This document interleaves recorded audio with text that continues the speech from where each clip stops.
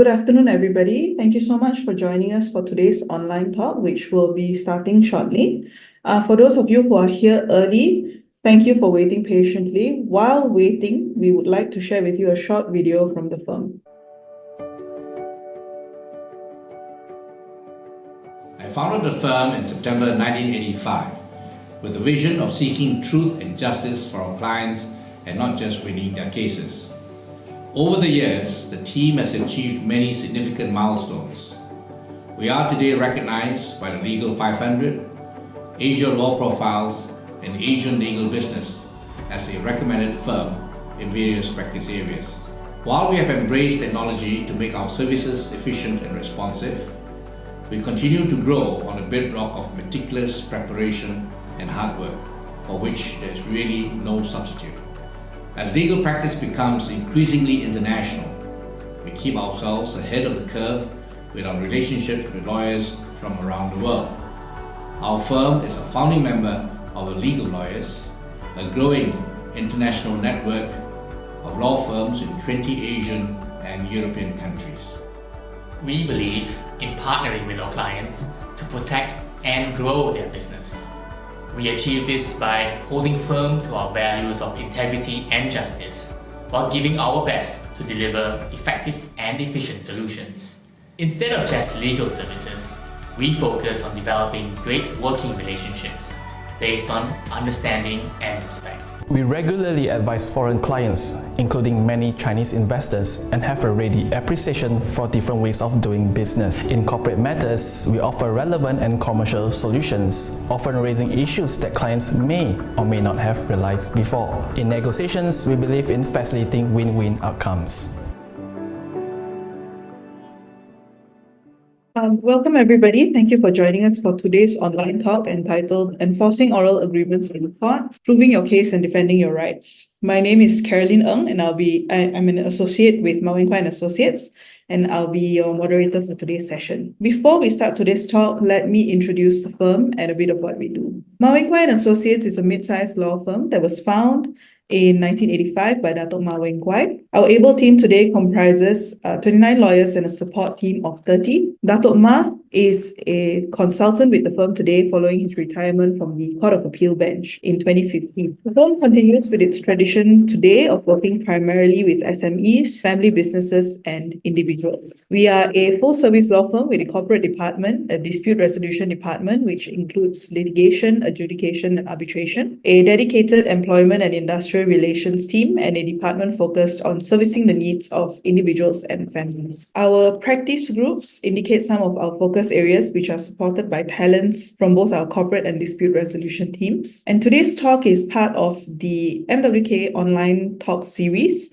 By way of background, we have been organizing monthly lunch talks at our office since 2013, some of which were also broadcasted live. But with the COVID-19 MCO, we have moved online in order to continue our objective of sharing knowledge, raising awareness, and encouraging networking for clients, potential clients, and in-house counsel. Before I continue, please be reminded that this talk does not constitute legal advice. In the event you require specific legal advice for your matter, please contact us for a complimentary legal consultation. Details of that will be given at the end of this talk. Our speakers for today are Kirbasyini, Chandran, and Edwin.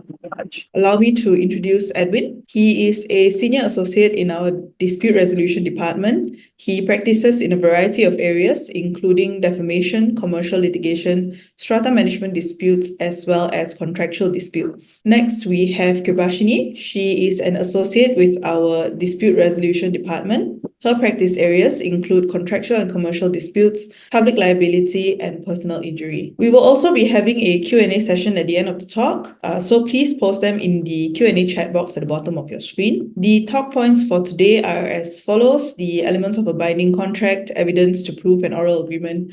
We'll go through some case studies as well as practical tips. I will now pass the time over to Kirbasyini. Thank you, Carolyn. Good afternoon, everyone, and thank you for joining our online session today on oral agreements. So in business, it's common to reach agreements during casual conversations, whether it's a handshake deal in person or a simple agreement over the phone. Now, this is even more common, especially among friends and family, who often rely on trust when entering into arrangements without the formality of a written contract. Now, while these verbal agreements may seem informal, they may still hold legal weight under certain conditions. But how can we determine whether these casual conversations are legally enforceable? Now, for a legally binding agreement to exist, whether oral or written, there must be several basic elements. Firstly, the parties must show that there was an offer which was accepted, considerations exchanged, mutual understanding regarding the particulars, and the intention to create legal relations. Now, additionally, each party must have the mental capacity to enter into the contract. Now, an oral agreement will be legally binding as long as these essential terms can be shown. So we will start off by covering 4 key elements of a binding contract, being offer,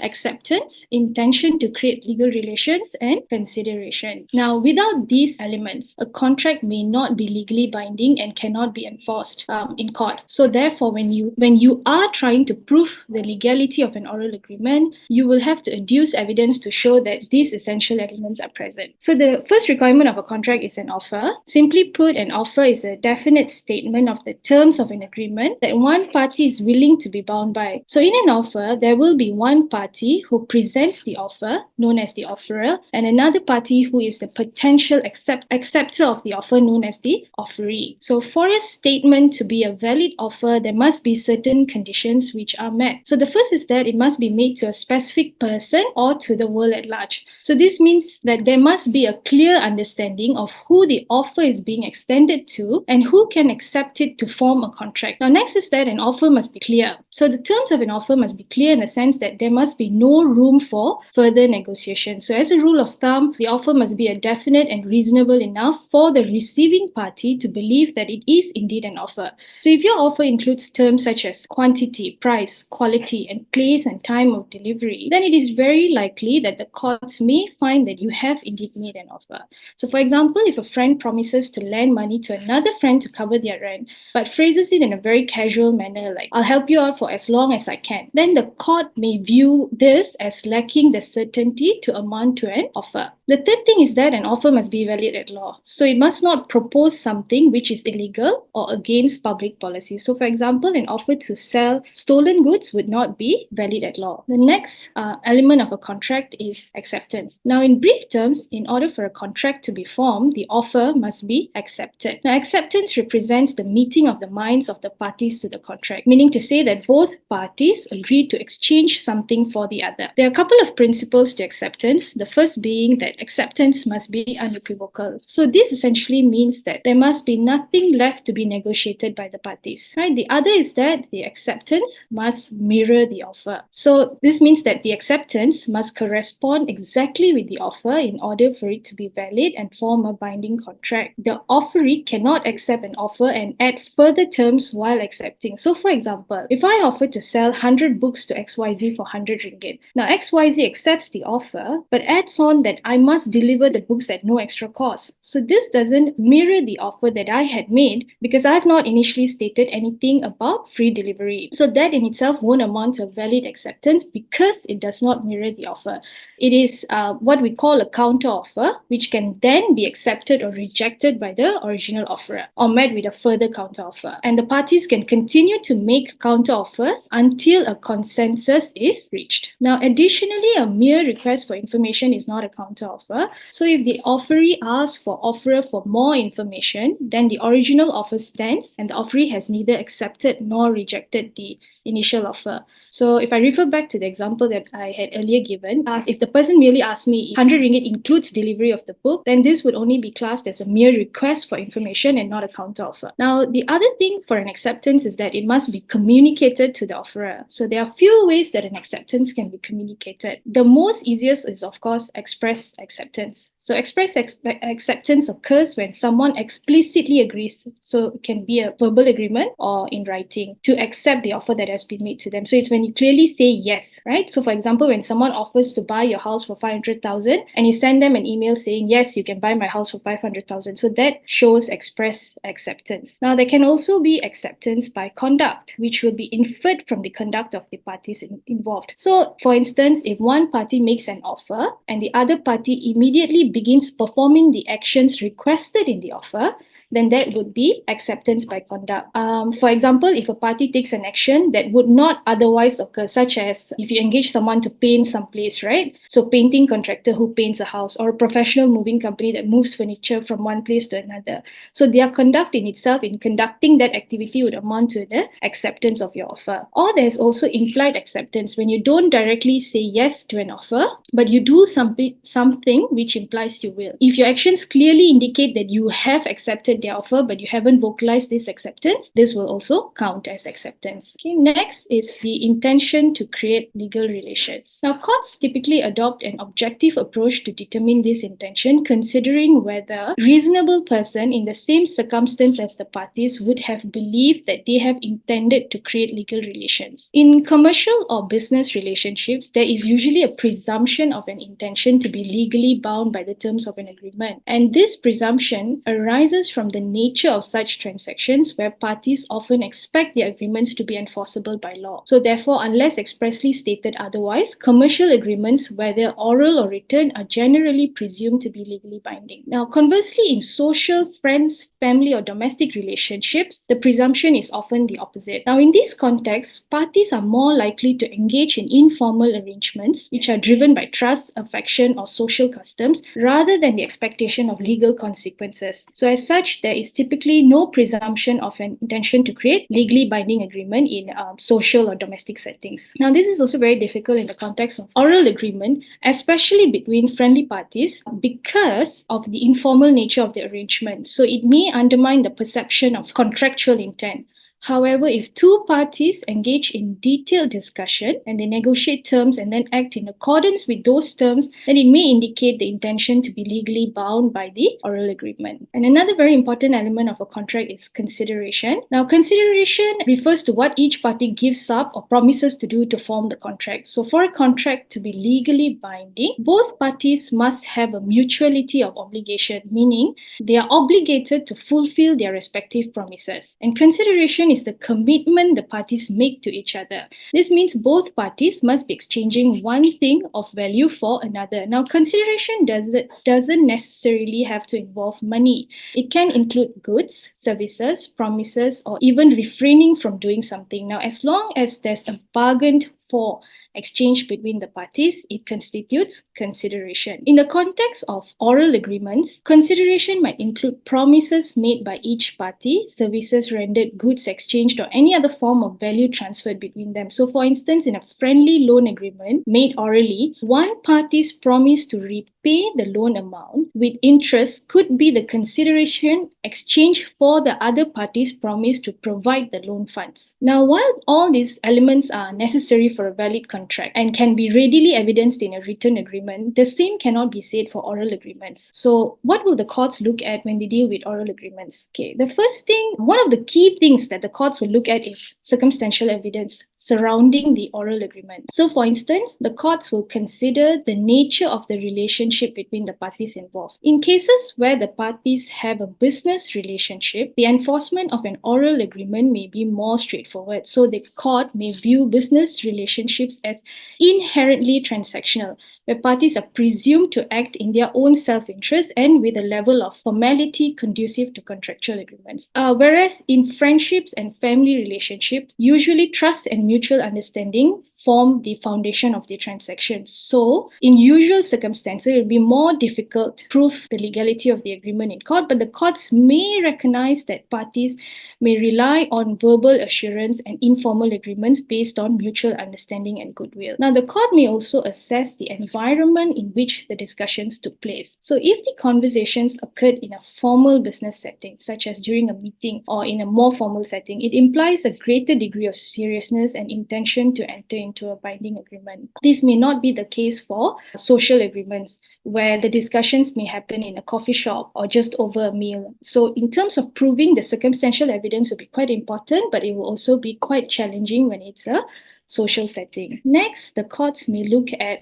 any contemporaneous evidence or documents that exist. So, for instance, the courts will look at if the parties have engaged in conversations over WhatsApp or text messages or even emails or any sort of letters exchanged between them discussing the terms of the agreement or their understanding. So now these messages or these documents will be used as contemporaneous evidence to the oral contract. The court will examine the content of these messages to ascertain whether parties mutually assent to the terms discussed and their intention to be legally bound by that oral discussion or that agreement. Now, the other thing is the timing of these messages, which is also quite significant. So messages exchanged shortly after the discussion are more likely to accurately reflect the parties' immediate understanding and intentions. Additionally, the courts will also look for consistency between these messages and the parties' subsequent actions. So, say if the parties' conduct aligns with the terms discussed in those or exchanged in those messages, it strengthens the argument that an oral contract was indeed intended between parties. The other thing that the courts will look at is the subsequent conduct of parties.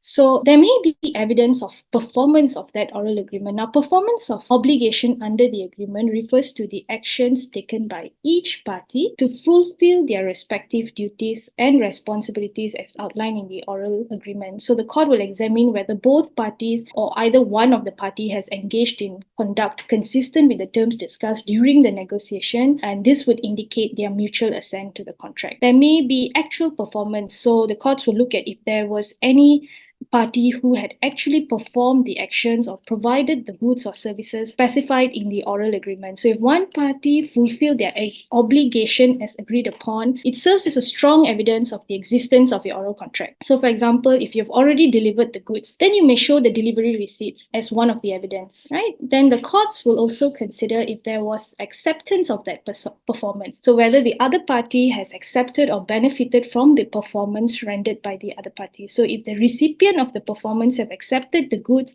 services, or actions provided by the other party without objection, then it suggests acknowledgement and acceptance of the terms of the oral agreement. So, like my earlier example, if you've already delivered the goods, the receiving party has accepted the goods, then it will show offer and acceptance in that sense. Okay, the other thing the courts will look at is payment or consideration. So, in cases involving monetary transactions, the courts will evaluate whether payments were made or consideration was provided in exchange for the performance of obligations under the oral contract. So bank statements may be one way you can show that payments were already made to the other party, right? The courts may also consider the parties' past course of dealing or established business practice as evidence of performance. So if parties have a history of conducting similar transactions or agreements and have consistently performed their obligations in the past, it will strengthen the argument for the existence of an oral contract. Now, by examining the performance of obligations under an alleged oral contract, the court can assess the parties' conduct and intention, and this will help to establish the existence of an oral contract, right? Okay, the next thing the courts will look at is whether there is any corroborative evidence. So this is quite rare because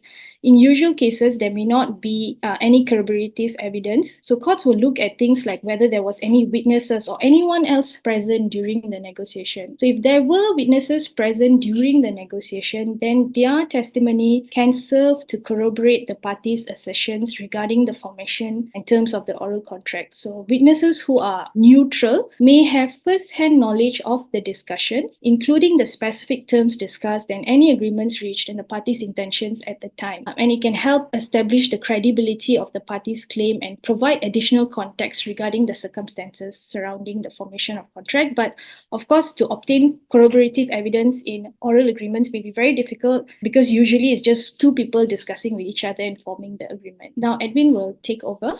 Hi guys, my name is Edwin. Thank you, Carolyn, for introducing us, and thank you, Kirba, for walking us through with what is required, elements of a contract, and also what evidence can be helpful or is usually needed. Now, I'm sure in an ideal situation, we would always prefer a written agreement, but as many of us who are especially tuning in, we realize that there are certain times there would be situations where, because of probably timing or because of cost issues, oral contracts are entered between parties. parties. So I would proceed to take you through two major points, which is in reality, how does court interpret or analyze whether there is an oral agreement or not, and what are the practical tips that we can gather through from all these cases. So I would go through three essential cases. We will take it from there. How do we ensure what are the factors that are considered by courts in enforcing an oral agreement? We have our first case, that is John Ambrose against Peter Anthony. Now, this is an oral agreement purported to be entered to secure two projects for the second defendant. The second defendant here is the company. So basically, what the plaintiff said was that the plaintiff met with the first defendant, being the director of the company, and the agreement was to secure two projects, and in return, the plaintiff was to get 10% commission of the total value of the two projects and 20K a month until the completion of the project. The plaintiff did secure the two projects for the defendant, but subsequently, instead of just asking for 10% commission, the plaintiff asked to vary the agreement, which is 500K to be paid in payment in kind. What this means is that instead of being paid by money, something else in return. So the first defendant agreed then to transfer a dwelling house property instead of the 500K commission. At that time, the defendant couldn't transfer the property because it was charged with a bank. But once the loan was settled, the defendants failed to transfer. The plaintiff sued for the transfer and commission due. Now, mind you, here at all times, there was no written agreement. So this is what the court held. The first issue to be decided was whether the oral agreements existed, as defendants denied the existence of oral agreements. Now, the plaintiff's testimony. So this is the plaintiff's evidence during in court and trial, right? The plaintiff said that the plaintiff was very sure in his evidence that the oral agreement took place in a certain place, which is Park Royal Hotel. The plaintiff was very sure in terms of the date of the agreement, the place, and who was present. Now, apart from the plaintiff's testimony, there was another witness that was present. There was a third party witness that was present during the oral agreement that could testify on behalf of the plaintiff. In addition, the defendants admitted that they paid commissions. So there was a consideration paid to the plaintiff, and the defendant admitted that it was paid for personal assistance and services. Now, these are the court's findings. The court found that the plaintiff was consistent throughout his testimony on the certainty of terms, the date, the time, and the place the contract was concluded. That means the plaintiff was absolutely clear right from the start and was able to consistently say that when was the contract done, how did it happen, with whom did the contract was agreed upon, how much, the payment terms, and so forth. So the courts do consider the testimony of the plaintiff and the demeanor of the plaintiff and its evidence as a whole. The defendant admitted that they paid. This is what I mentioned earlier. The plaintiff was allowed to be in possession of the property without the rental. Now, it is quite clear that no one would just give us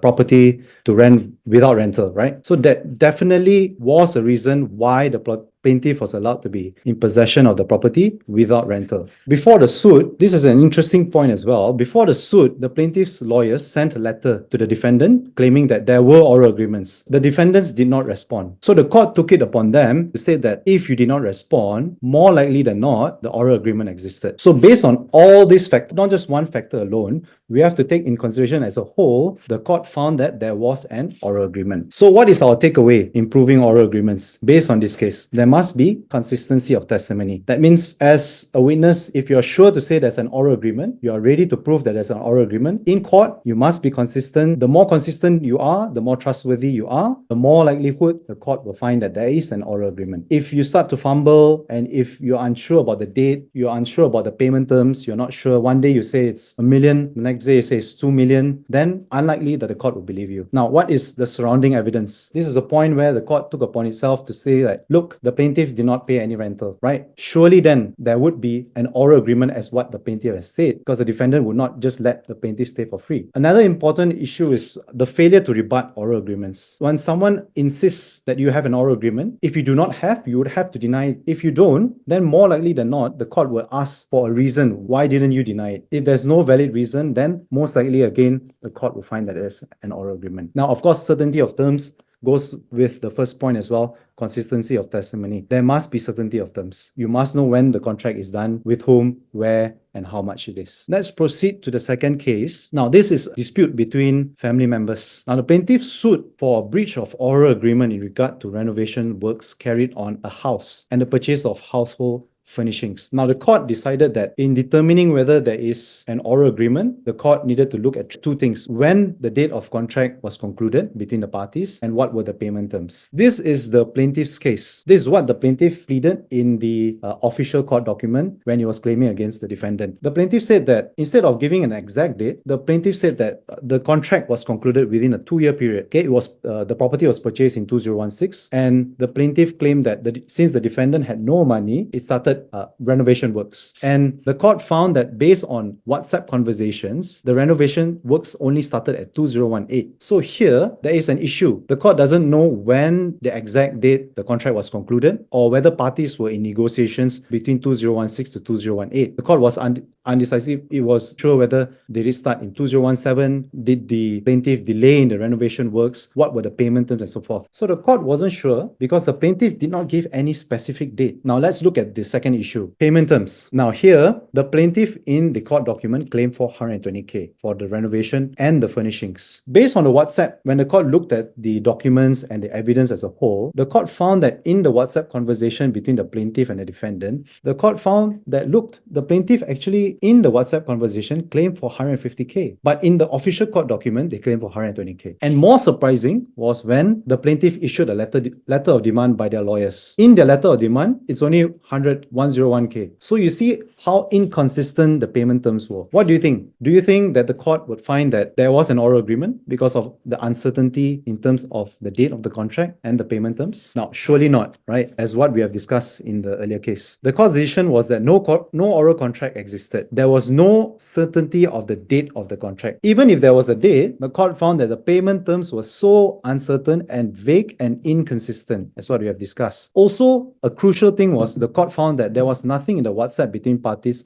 to show when the payment was due. Surely then, if you do not know when payment was due, how can there be an oral agreement looking at the facts as a whole? If payment was due, you would have said it much earlier, say for example, 3 months after renovation. That is when the cutoff date is. There was no payment due date and the defendant was actually caught by surprise. In that situation, the court found that there was no oral contract at all. Now, we have talked about the takeaways in proving an oral agreement. Now let's talk about the takeaways in disproving an oral agreement based on the case just now. So if someone says that, look, I have an oral agreement with you, but they are uncertain about the contract terms, which is the payment terms, the due date, and the contractual date, then you can raise these issues. You can say that there are uncertainties of the contract itself. You do not know when it is done, which place it took place, the time, and the date. You can also point out to the inconsistency in the plaintiff's evidence. This only happens in court, but in terms of contemporaneous documents, you can look through it and say like, look, as for example, this case, the WhatsApp shows payment was 150K, but the claim was 120K. That shows complete inconsistency. And based on that, you can have a stronger case in disproving an oral agreement. Now, let's go to a slightly more complicated case and let's see how in reality the courts decide whether there's an oral agreement or not. Now here,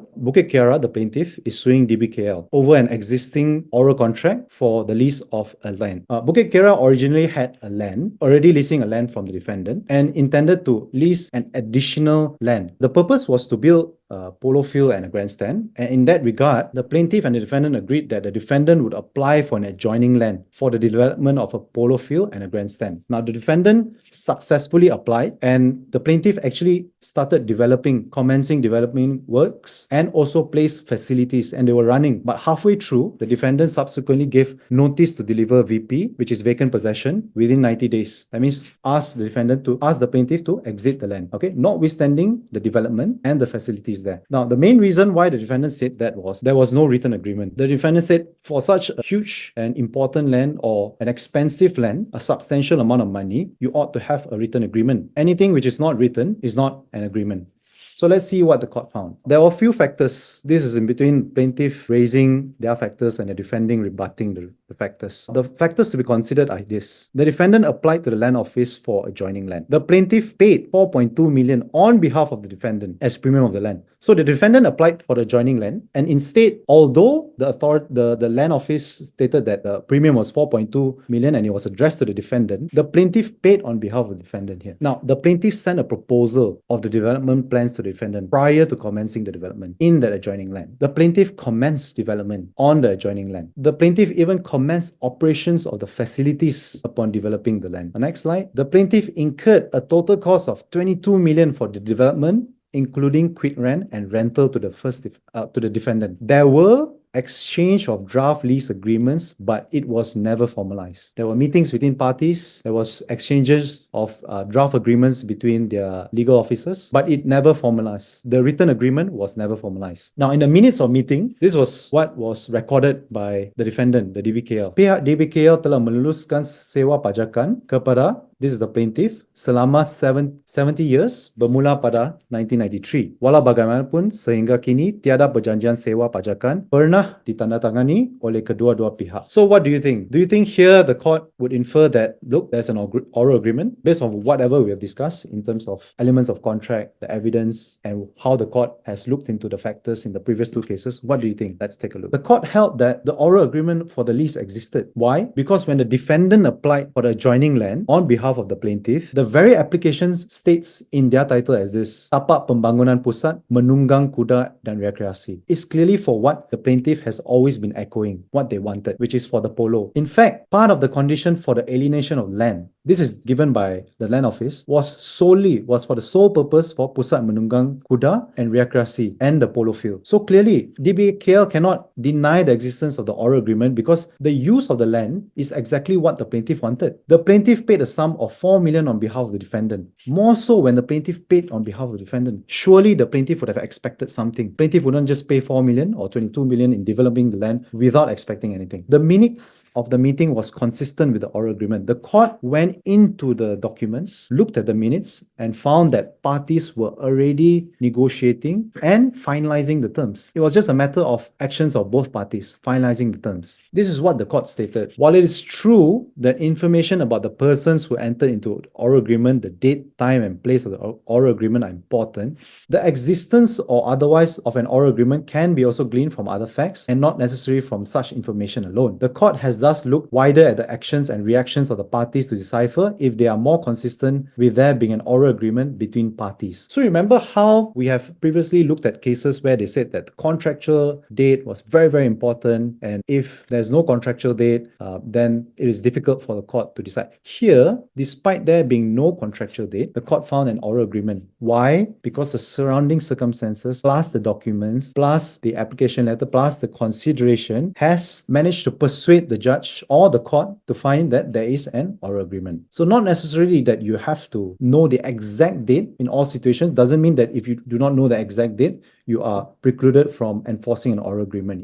The court would usually look at the entire surrounding circumstances and the facts and testimony of parties and the documents provided. So the takeaway for this case is what? The conduct of parties. The fact that the plaintiff has commenced developments. The fact that the plaintiff has paid a substantial amount to the first defendant. Documents. What are the documents that the court considered? The court considered the minutes of the meetings within parties. The finalization of the drafts or the exchange of drafts agreement between parties. The court looked at the documents of the application and the sole condition provided by land office, which is the sole purpose required by the plaintiff. And this all constitutes the surrounding circumstances. We have looked at the real-time scenarios and how the court have decided. Now, this is some of the practical tips that we have distilled based on case laws. Okay. Now, the terms, again, to echo, the terms must be sufficiently certain. It has been a long-standing principle that the terms of the agreement must be sufficiently certain and complete to form a binding contract. So again, the more certain the terms of the contract are, the better it is for you to enforce your oral agreement. That means to say, you know the date, you know when the contract was concluded, you know when it took place, you are certain that it took place at a certain hotel or at a certain part of your house or through telephone call, during what time, and when was it, and payment terms, what were the payment terms,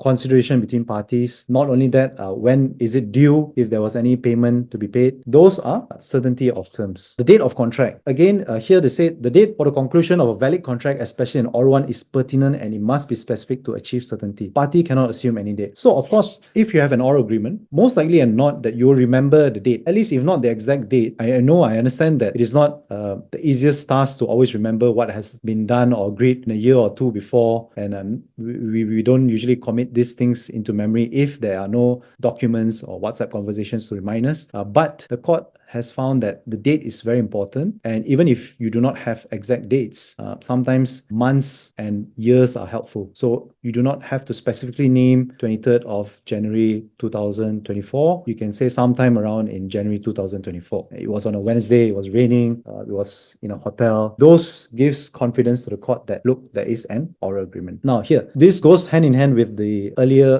point that I was making, accuracy of the date. The fact that the exact date of the contract as stipulated by the plaintiff may not be exactly accurate does not preclude this court from finding the existence of such agreement. So exactly what I said doesn't mean that you need to find the exact accuracy of the date or the time, even the seconds, no. As long as you are certain that it was done within a certain date and you give that certain date to the court to decide whether there was an agreement or not. Now, very importantly, this point, again, I'm repeating, as was decided by the case just now, was highlighted earlier, protest against existence of an oral agreement. Please, if you find that there is no oral agreement entered between you and another person or another party, please make your protest or make it known to the other party alleging there is a contract to say that there is no contract. If you do not, then the court will most likely see that there is no valid reason why you did not dispute or protest the existence of an oral contract. So the court will lean towards the person claiming that there is an oral contract. Of course, consistency of testimony. You must be consistent. Again, if you fumble here and there, less likely you would be credible as a witness and the court would less likely believe you. Especially the consistency of testimony is very, very important, especially when parties do not have documents to support. So imagine a situation where there's completely no documents for the court to decide whether there's a contract or not. The court is just plainly relying on testimonies either from the plaintiff and the defendant.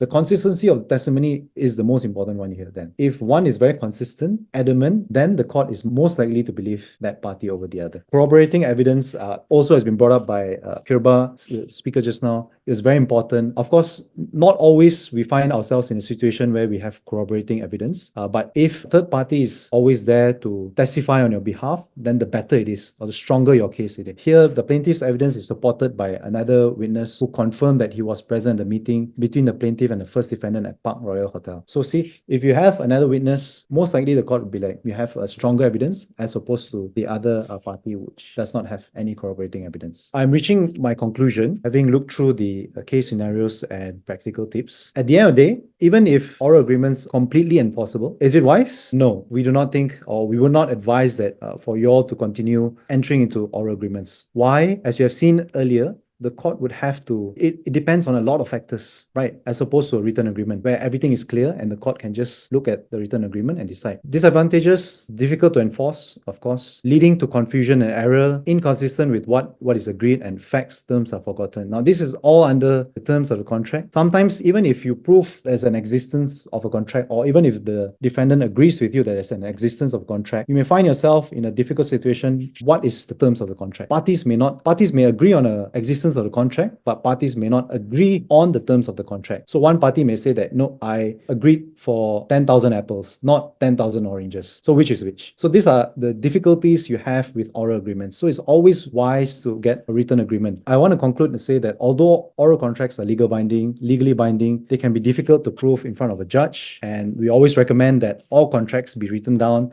signed by all parties, and to remove any confusion that possibly arise later. And in that regard, of course, you can feel free to reach out to us. We will help you look into the circumstances and facts of the agreements. Even if it was entered orally, parties can come to us and discuss, and we will be able to advise on a written agreement which is suitable for parties. With that note, I would end my session and I will pass the floor to Carolyn. Okay, thank you so much, Edwin and Kirba, for your insights. We will now be dealing with some of the questions that have been left by our participants. The first question is how to prove in court if verbal agreement was not recorded with no third-party witnesses to testify. I will pass this question over to Kirba. How to prove in court if verbal agreement was not recorded with no third-party witnesses to testify? That's the question. So if the conversation is not recorded or there are no witnesses to testify, then you would have to look at all other evidence available surrounding the discussion. So for instance, you may rely on exchange of messages via WhatsApp to show that parties have been in discussion regarding the oral agreement. Or if you don't have that, then you can start building your case from now on. So for example, if it is a case for unpaid friendly loan, then you can perhaps send a written reminder over WhatsApp, or email to create some sort of written trail, and that would amount to a contemporaneous document to prove the existence of your oral agreement. Now, additionally, the courts will also look at circumstantial evidence surrounding your discussion, so such as whether the conversation is surrounding commercial or business relationships, and if it was, then it'll be easier to prove the verbal agreement to be legally binding. Okay, thank you, Kirba. Thank you, Carolyn. Our next question is, what if the terms of the offer are not very certain, but the parties started acting on the oral agreement, depending on whatever was convenient at the time? Would that still amount to a valid oral agreement? I'll pass that question over to Edwin. Yeah. So, certainty of an agreement is very important. But if parties were to act on any oral offers or any agreement, and again, as what I've echoed just now, if parties do not protest, the simple principles applies as well. If you do not protest and one party started acting and you've received a certain benefit, then most likely than not, the other party can enforce that oral agreement. Thank you, Edwin. The next question is, what if I have given a friendly loan, but now the person is denying receiving the money and it was given in cash? I will also pass that over to Edwin. If it was given in cash, then of course there must be, it's quite difficult in terms of tracing the consideration part, but parties can look into the manners or the methods that the cash was given. Was it done through WhatsApp, or is there any surrounding documents? What are the circumstances? If there's nothing, if there's absolutely nothing, and it was just a hand-in-hand cash, then it would really depend on the testimony of parties in court. But most likely, in most situations, when you hand over cash to someone, you would definitely inform them, look, I need this by a certain time. You would send them reminders in WhatsApp. I want to follow up. Where's my money? And things like that. Those would be helpful to us. Those would be evidence for you in court as ammunitions to support your claim for an oral agreement. Thank you, Edwin. Our final question for today. Can an oral agreement be rectified and followed up with a written agreement? I'll pass this question over to Kirba. Okay, thank you, Carolyn. So an oral can be rectified and followed up. So I was saying that, yes, it will be the most ideal scenario. So if you're able to rectify your oral agreement and follow up with a written agreement, that would be better. So for instance, if you've already made an offer already, then what you can do is the subsequent communications, you can put it down in writing, whether it's by way of WhatsApp or email or even a letter, so whichever that works. So that will work in your favor if you're able to do that. But of course, this can only happen before the breakdown in relationship between parties. Hey, thank you so much, Edwin and Kirba, for your insights today. Before we conclude, I will have a few announcements first. First, please join us for our upcoming talks. It will be held on 1st of February 2024, and it will be on understanding the potential risks and consequences associated with unlawfully adopting planning children. You can also scan the QR code on the screen to sign up for our online talks. Secondly, please fill in our feedback form and tell us what you thought of our talk. The link to the form will be posted in the chat. Third, please follow our social media accounts. We are on YouTube, Twitter, Instagram, LinkedIn, and Facebook. And fourth, if you would like to speak with our lawyers, we do offer a 30-minute consultation over the telephone or over video conference. Please fill in the form on our website. The link is posted in the chat box, or you can scan the QR code on the screen. To all of our guests, thank you so much for joining us today. We hope that you have found the session informative and useful. Thank you, everybody, and we hope to see you at our next talk.